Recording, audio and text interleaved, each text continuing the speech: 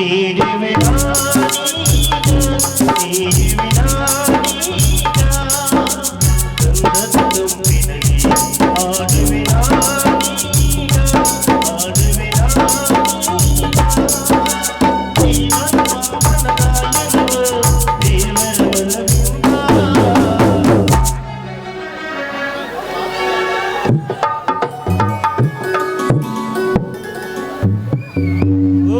ಉಷಾ, ನೀವು ಬಂದದ್ದು ನೋಡಲೇ ಇಲ್ಲ, ಕ್ಷಮಿಸಿ. ಕ್ಷಮಿಸೋದಿಲ್ಲ. ಯಾಕೆ ನನ್ನ ಮೇಲೆ ಕೋಪನ? ಕೋಪ ಬರ್ದೇ ಇರುತ್ತಾ? ಅಲ್ಲ, ನನಗೆ ಈ ರೀತಿ ಮೋಸ ಮಾಡ್ತೀರಾ ಅಂತ ನಾನು ತಿಳ್ಕೊಂಡಿದ್ದಿಲ್ಲ. ಕನಸಿನಲ್ಲೂ ನೆನಸದ ನಾನು ನಿಮಗೆ ಮೋಸ ಮಾಡಿದ್ದೇನೆ. ಏನು ಹೇಳ್ತಾ ಇದ್ದೀರಾ ನೀವು? ನಿಜಾನೇ ಹೇಳ್ತಾ ಇದ್ದೀನಿ. ಅಲ್ಲ, ಇವತ್ತು ನನ್ನ ಬರ್ತಡೇ ಇದೆ, ನಮ್ಮ ಮನೆಗೆ ಬನ್ನಿ ಅಂತ ನಾನು ನಿಮ್ಗೆ ಹೇಳಿರ್ಲಿಲ್ವೇ? ಹೌದು. ಮತ್ತೆ ಯಾಕೆ ಬರಲಿಲ್ಲ? ಹೌದು, ಹೇಳಿದ್ರಿ. ಮತ್ತೆ ಯಾಕೆ ಬರಲಿಲ್ಲ? ಉಷಾ, ನೀವು ಅಷ್ಟೊಂದು ಪ್ರೀತಿಯಿಂದ ಕರೆದಾಗ ನಾನು ಬರದೇ ಇರ್ತೀನಿ. ಆದರೆ ಎಂಬ ಮಾತೇಕೆ? ನೋಡು ಉಷಾ, ನೀವು ನನ್ನ ಕಾಲೇಜಿನ ಸಹಪಾಠಿ ಎಂಬ ಅಭಿಮಾನದಿಂದ ನಿಮ್ಮ ಹುಟ್ಟುಹಬ್ಬದ ದಿನದಂದು ಏನಾದರೂ ಒಂದು ಪ್ರೆಸೆಂಟೇಷನ್ ಕೊಟ್ಟು ನಿಮಗೆ ಶುಭಾಶಯ ಕೋರಬೇಕೆಂದು ಓಡೋಡಿ ಬಂದೆ. ಆದರೆ ಅಲ್ಲಿ ಕೂಡಿರುವ ಜನರ ಸಮೂಹ ನಿಮ್ಮ ಮನೆಯ ವೈಭವ ನೋಡಿ ನನಗೆ ಹಿಡಿಸಲಾರದಷ್ಟು ಸಂತೋಷವಾಯಿತು. ಇನ್ನೇನು ನಾನು ತಂದಿರುವ ಕಾಣಿಕೆಯನ್ನು ನಿಮಗೆ ಕೊಟ್ಟು ಹೋಗಬೇಕು ಅಂತ ಹೊಸ್ತಿಲಲ್ಲಿ ಕಾಲಿಟ್ಟೆ. ನಿಮ್ಮ ಅಣ್ಣನಿಂದ ಅವಮಾನಿತನಾಗಿ ಹಿಂದಿರುಗಿದೆ. ಹೇಳಿ, ಇದರಲ್ಲಿ ನನ್ನದೇನು ತಪ್ಪಿದೆ? ಚೇಚೆ, ಇದರಲ್ಲಿ ನಿಮ್ಮ ತಪ್ಪೇನೂ ಇಲ್ಲ. ಆ ಚಾಂಡಾಳ ದೇವರು ನನಗಾದರೂ ಸಾವು ತರೋವಲ್ಲ. ಅವರು ಮಾಡ್ತಿರುವ ಅನ್ಯಾಯವನ್ನು ವಿರೋಧಿಸುವ ಶಕ್ತಿ ಸಹ ನನಗೆ ಕೊಡೋವಲ್ವ. ಏನು ಮಾಡಬೇಕು ನನಗಂತೂ ಒಂದೂ ತಿಳಿತಾ ಇಲ್ಲ. ಮನೆ ಬಿಟ್ಟು ಎತ್ತಾದರೂ ಹೋಗ್ಬೇಕಂದ್ರೆ ಧೈರ್ಯ ಸಹ ನಂಗೆ ಬರ್ತಾ ಇಲ್ಲ. ಹೋಗಲಿ ಬಿಡಿ ವಿಷಯ. ಇಲ್ಲಿ ಇರುವ ವಿಷಯ ನಿಮಗೆ ಹೇಗೆ ಗೊತ್ತಾಯಿತು? ಹಾಂ, ನಾನು ಹುಡ್ಕೊಂಡು ನಿಮ್ಮ ಮನೆಗೆ ಹೋದೆ. ನಿಮ್ಮ ಮನೇಲಿ ನೀವು ಇರಲಿಲ್ಲ. ನಿಮ್ಮ ತಂಗಿ ಕೇಳಿದೆ ನಿಮ್ಮ ಅಣ್ಣ ಎಲ್ಲೇ ಹೋಗಿದ್ದಾನೆ ಅಂತ.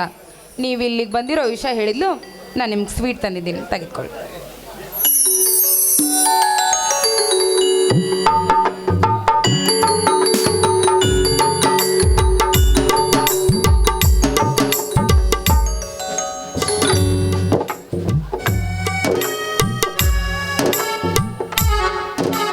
ಉಷಾ, ನಿಮ್ಮಂಥವರು ನಮ್ಮ ದೇಶದಲ್ಲಿ 100ಕ್ಕೆ ಒಬ್ಬರಾದರೂ ಇದ್ದಿದ್ದರೆ ಇಂದು ನಮ್ಮ ಸಮಾಜಕ್ಕೆ ಬಡಿದುಕೊಂಡಿರುವ ಜಾತೀಯತೆ, ಸಿರಿಬೆಳತನ ಎಂಬ ಪೆಡಂಭೂತ ದೂರಾಗಿ ಸುಖ ಶಾಂತಿಯ ಶಿಖರವನ್ನೇರುತ್ತಿದ್ದರು.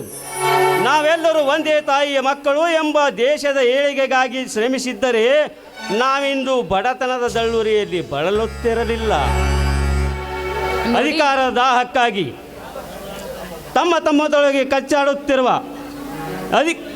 ತಮ್ಮೊಳಗೆ ಕಚ್ಚಾಡುತ್ತಿರುವ ಅಧಿಕಾರಿಗಳಿಂದಲೇ ಬಾಪೂಜಿಯವರ ಕಂಡ ರಾಮರಾಜ್ಯ ಕನಸಿನ ಕನ್ನಡಿ ಒಡೆದು ಛಿದ್ರಗೊಳ್ಳುತ್ತಿರಲಿಲ್ಲ. ಸ್ವಾತಂತ್ರ್ಯದಲ್ಲಿ ಕೊಳೆಯುತ್ತಿರುವ ಭಾರತೀಯರನ್ನು ಬಂಧನ ಮುಕ್ತರನ್ನಾಗಿ ಮಾಡಲು ಮನೆ ಮಾರು ಬೆಟ್ಟು ಬ್ರಿಟಿಷರ ಗುಂಡಿನೇಟಿಗೆ ಎದೆಗೊಟ್ಟು ನಮಗೆ ಸ್ವತಂತ್ರ ತಂದು ಕೊಟ್ಟರಲ್ಲ, ಹುತಾತ್ಮರಾತ್ಮ ಅದೆಷ್ಟೋ ನೊಂದುಕೊಂಡಿರಬಹುದು. ಮುಖ್ಯ ನಮ್ಮ ದುರ್ದೈವ ಅಲ್ವೇನ್ರಿ? ಇದೇನಿದು? ನೀವು ಈ ರೀತಿ ಮಾತಿಗೂ ರೀ ಅಂತ ಕರೆದ್ರೆ ನನಗಂತೂ ಇಷ್ಟ ಆಗೋದಿಲ್ಲಪ್ಪ. ಮತ್ತೆ ಯಾಕಂದರೆ ನೀವಂದ್ರೆ ನನಗೆ Jaiveer. I love you Jaiveer, I love you. ಏನಿದು ನಿಮ್ಮ ಹುಚ್ಚುತನ? ಜೈವೀರ್ ಅಲ್ಲ ಜೈವೀರ್, ನಾನು ನಿಮ್ಮನ್ನು ಮದುವೆ ಮಾಡಿಕೊಂಡು ಇದೇ ರೀತಿ ಮೋಸ ಮಾಡ್ತೀನಿ ಅಂತ ತಿಳಿದುಕೊಂಡಿದ್ದೀರಾ? ಇಲ್ಲ ಜೈವೀರ್, ನಾನು ನಿಮ್ಮನ್ನು ಮನಸಾರೆ ಪ್ರೀತಿಸ್ತಾ ಇದ್ದೀನಿ. ನಿಮ್ಮ ಪ್ರೀತಿಗೋಸ್ಕರ ಎಂಥ ಕಷ್ಟ ಬಂದರೂ ಸಹ ಅದನ್ನು ಶಾಶ್ವತವಾಗಿ ನೆರವೇರಿಸ್ತೀನಿ. ಒಟ್ಟಿನಲ್ಲಿ ನಿಮ್ಮ ಪ್ರೀತಿ ನನಗೆ ಶಾಶ್ವತವಾಗಿದ್ದರೆ ಅಷ್ಟೇ ಸಾಕು, ಎಂಥ ಕಷ್ಟವೇ ಬರಲಿ. ಉಷಾ, ಬಡವರ ಶ್ರೀಮಂತ, ನಾನು ಹೀಗೆ ಹೇಳ್ತೇನಂತ ತಪ್ಪು ತಿಳಿದುಕೊಳ್ಳಬೇಡಿ. ಶ್ರೀಮಂತರ ಕನ್ಯೆಯ ಕೈ ಹಿಡಿಯುವುದೆಂದರೆ ಬೆಂಕಿಯ ಪಕ್ಕದಲ್ಲಿ ಮಲಗಿದಂತೆ. ಅಂದರೆ ಚಳಿಬಾಧೆ ತಾಳಲಾರದೆ ಬೆಂಕಿಯ ಪಕ್ಕದಲ್ಲಿ ಮಲಗಿದಾಗ ಹಿತವೆನಿಸುತ್ತದೆ. ಆದರೆ ನಿದ್ರಾಪರವಶನಾಗಿ ಒದ್ದಾಡಿದಾಗ ಅವನ ದೇಹ ಸ್ಥಿತಿ ಏನಾಗುತ್ತದೆ? ಸುಡುತ್ತೆ. ಅಂತೆ ಶ್ರೀಮಂತರ ಕನ್ಯೆಯ ಕೈ ಹಿಡಿದ ಗಂಡು ಹೆಂಡತಿ ಇಲ್ಲವೇ ಅತ್ತೆ ಮಾವರು ಹೇಳಿದಂತೆ ಕೇಳದಿದ್ದರೆ ದವಡೆಯ ಹಲ್ಲು ಸಡಿಲಾಗುವುದು ಸಹಜ. ಅಂದ್ರೇನು ನಿಮ್ಮ ಮಾತಿನ ಅರ್ಥ? ಮದುವೆ ಆದಮೇಲೆ ನಾನು ಸಹ ನಿಮ್ಮ ಮೇಲೆ ಅಧಿಕಾರ ಚಲಾಯಿಸ್ತೀನಿ ಅಂತ ಅಂದ್ಕೊಂಡಿದ್ದೀರಾ? ನೋಡಿ ಜೈವೀರ್, ನನಗೆ ಬೇಕಾಗಿರೋದು ನಿಮ್ಮ ಪ್ರೀತಿ. ನಿಮ್ಮ ಪ್ರೀತಿ ಒಂದು ನನಗೆ ಶಾಶ್ವತ ಆಗಿದ್ದರೆ ಎಂಥ ಕಷ್ಟ ಬಂದರೂ ಸಹ ಅದನ್ನು ಸಂತೋಷದಿಂದ ಸ್ವೀಕರಿಸ್ತೀನಿ. ದಯವಿಟ್ಟು ನನಗೆ ನಿಮ್ಮ ಪ್ರೇಮ ಭಿಕ್ಷೆಯನ್ನು ನೀಡಿ ನಿಮ್ಮ ಕಾಲಿಗೆ ಬಿದ್ದು ಬೇಡ್ಕೊಳ್ತೀನಿ. Usha, I love you Usha, I love you. Jaiveer, चांदनी चांद से होता है, सितारों से नहीं. मोहब्बत एक से एक, हजारों से नहीं. I love you Jaiveer, I love you. ಅಂತೂ ನನ್ನ ಆಸೆ ಫಲಿಸಿತು ಇಂದು. ಹಾಗಾದರೆ ಉಷಾ, ಇದೇ ಸಂತೋಷದಲ್ಲಿ ಒಂದು ಹಾಡನ್ನು ಹಾಡಬಾರದೆ? ಹಾಡೋಣ.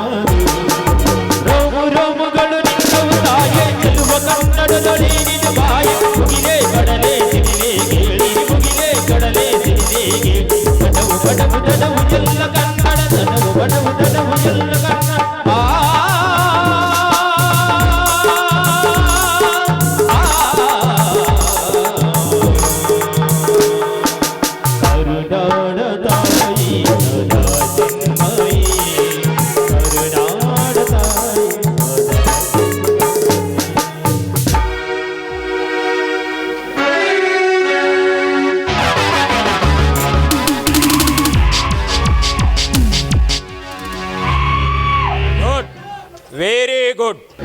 ಭಾರತ ಮಾತೆಯ ಮುಕುಟಮಣಿ ನಿಂತಿರುವ ಕನ್ನಡಾಂಬೆಯ ವರ್ಣನೆ ತುಂಬಾ ಸೊಗಸಾಗಿತ್ತು.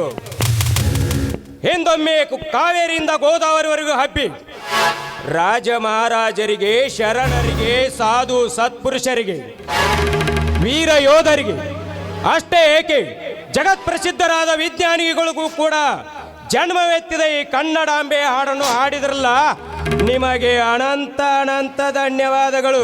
Thank you. ತಾವು ಯಾರು ಅಂತ ಕೇಳಬಹುದೇ? ಕೇಳಬಹುದಾಗಿತ್ತು, ಆದರೆ ಉಷಾ, ನೀನಿನ್ನು ಮನೆಗೆ ಹೋಗ್ತೀಯಾ? Okay, sure. ಬಾಯ್ ಬಾಯ್.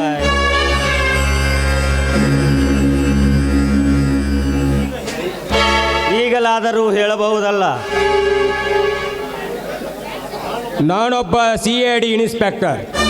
ಕೆಲಸದ ನಿಮಿತ್ತವಾಗಿ ಈ ಇಲ್ಲೇ ಹಳ್ಳಿಯಲ್ಲಿ ವಾಸವಾಗಿದ್ದೇನೆ.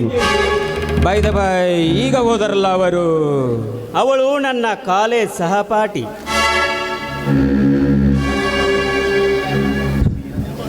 ನನಗೆ ತುಂಬಾ ಬೇಕಾದವಳು. ತುಂಬಾ ಬೇಕಾದವಳು ತುಂಬಾ ಬೇಕಾದವಳು ಅಂದ ಮೇಲೆ ನಿನ್ನನ್ನೇ ಮದುವೆ ಆಗುತ್ತೇನೆಂದು ಭಾಷೆ ಕೂಡ ಕೊಟ್ಟಿರಬೇಕಲ್ಲ. ಹೌದು, ನಾವೀಗೊಬ್ಬರನ್ನೊಬ್ಬರು ಮೆಚ್ಚಿ ಮದುವೆಯಾಗಲು ನಿರ್ಧರಿಸಿದ್ದೇವೆ. ಈ ನಿಮ್ಮ ನಿರ್ಧಾರ ಕೇವಲ ಕನಸಾಗೇ ಉಳಿಯುತ್ತದೆ. ಅದು ನನಸಾಗಲು ಸಾಧ್ಯವೇ ಇಲ್ಲ. ನೋಡು ಜೈವೀರ್, ಇವಳು ಒಳ್ಳೆಯವಳಾಗಿರಬಹುದು, ಆದರೆ ಇವಳ ತಾಯಿ ಎಲ್ಲವೂ ತಾನು ಹೇಳಿದಂತೆ ನಡೆಯಬೇಕೆನ್ನುವ ಹಠ ಇವಳ ತಾಯಿಯದ್ದು. ಮಂಚದ ಮೇಲಿನ ವಿಲಾಸದ ವಸ್ತುಗಳಾಗಬೇಕೆನ್ನುವ ಚಟ ಇವಳ ಅಣ್ಣನದು. ಹೀಗಿರುವಾಗ ಇವರಿಬ್ಬರ ಮಾತು ಮೀರಿ ನಡೆಯುವ ಶಕ್ತಿ ಇವಳಿಗಿಲ್ಲ. ಅಂದರೆ ಇವಳ ಪರಿಚಯ ನಿಮಗೆ ಮೊದಲೇ ಇದೆ ಏನು? ಇವಳಷ್ಟೇ ಏಕೆ, ಇವಳ ಮನೆತನದ ಹಿಸ್ಟ್ರಿನೇ ನನಗೆ ಗೊತ್ತು. ಎಂದೊಮ್ಮೆ ಒಂದು ಹುಡುಗನಿಗೆ ನಿನ್ನನ್ನೇ ಮದುವೆ ಆಗುತ್ತೇನೆಂದು ಮಾತು ಕೊಟ್ಟಿದ್ದಳು. ಅದಕ್ಕಾಗಿ ಅವಳ ತಾಯಿ ಒಪ್ಪಲಿಲ್ಲ. ಆದರೆ ಇವಳ ಕೊರಗಿನಲ್ಲಿ ಆ ಹುಡುಗ ಕೊರಗಿ ಸತ್ತು ಹುಚ್ಚಾಸ್ಪತ್ರೆ ಸೇರಿದ. ಅದರಂತೆ ಕೂಡ ನೀನು ಈ ಹುಚ್ಚಾಸ್ಪತ್ರೆ ಹಾದಿ ಹಿಡಿಯಬೇಡ ಎಂದು ನಿನಗೆ ಮುನ್ನೆಚ್ಚರಿಕೆ ನೀಡುತ್ತಾ ಇದ್ದೇನೆ. ಇದರ ಮೇಲೆ ನಿನ್ನಿಷ್ಟ. ಅಲ್ಲದೆ ತನ್ನ ಕಳ್ಳ ವ್ಯವಹಾರಗಳು ಸುಗಮವಾಗಿ ಸಾಗಲೆಂದು ಅವಳ ಸೋದರಳೆನಿಗೆ ಇನ್ಸ್ಪೆಕ್ಟರ್ ನೌಕರಿ ಕೊಡಿಸಿದ್ದಾಳೆ. ಆತನು ಕೂಡ ಇದೇ ಊರಲ್ಲಿ ವಾಸವಾಗಿದ್ದಾನೆ. ಆದರೆ ಆತನಿಗೆ ತನ್ನ ಮಗಳನ್ನು ಕೊಟ್ಟು ಮದುವೆ ಮಾಡಿದರಾಯಿತು, ತನಗೆ ಮತ್ತಷ್ಟು ಅನುಕೂಲವಾಗುತ್ತದೆ ಎಂದು ಹೊಂಚು ಹಾಕಿದ್ದಾಳೆ. ಹೀಗಿರುವಾಗ ನಿಮ್ಮಿಬ್ಬರ ಮದುವೆ ನೋ, ನೆವರ್, ಚಾನ್ಸೇ ಇಲ್ಲ.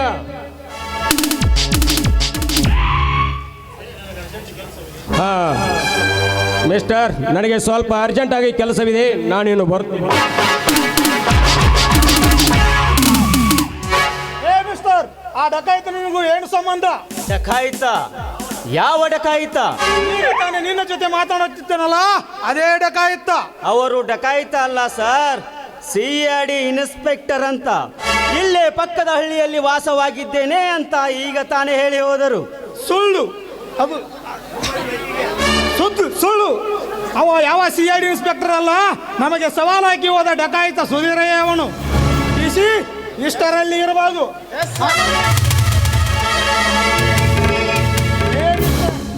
ಅವನು ಏನಾದರೆ ಭೇಟಿ ಆದರೆ ನಿನಗೆ ನಮಗೆ ಇನ್ಫಾರ್ಮ್ ಮಾಡು.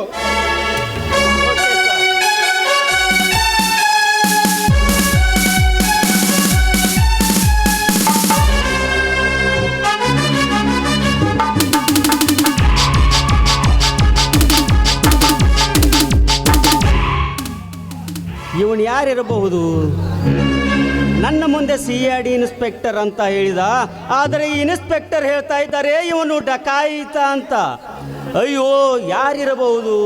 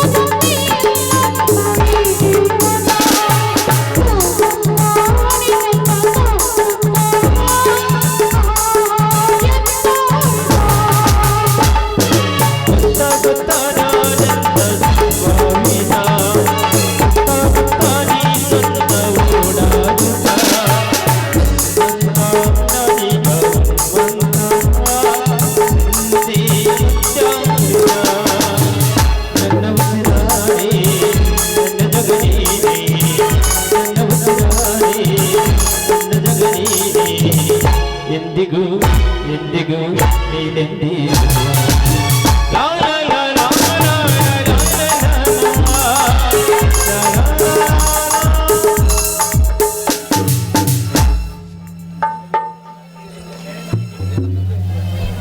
ಜೈವೀರ್, ನಮ್ಮ ಮ್ಯಾನೇಜರ್ ನಿಮ್ಮ ತಂದೆ ಬಗ್ಗೆ ಏನೋ ವಿಚಾರಿಸ್ತಾ ಇದ್ರಲ್ಲ?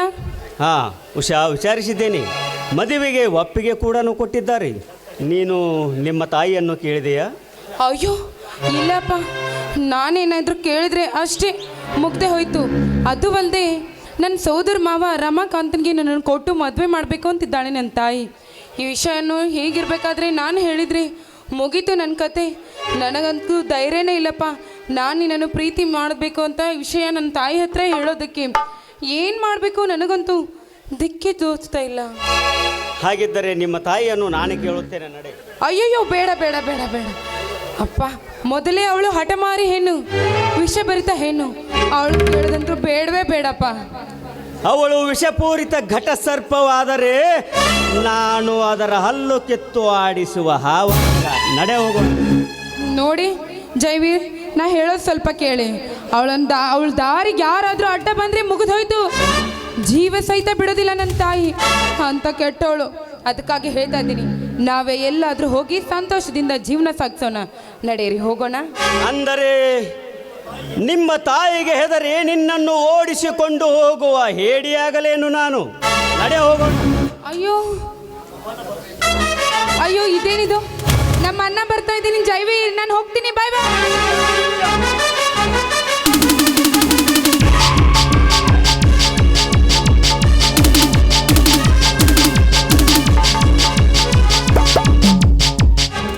ಓಹೋ, ಆ ನೀಚ ಯಾವುದೋ ಒಂದು ಹೆಣ್ಣಿನ ಬೆನ್ನು ಹತ್ತಿ ಬರ್ತಾ ಇದ್ದಾನೆ. ಬರಲಿ ಬರಲಿ, ಇಲ್ಲೇ ಮರೆಗೆ ನಿಂತು ನೋಡಿದರಾಯಿತು.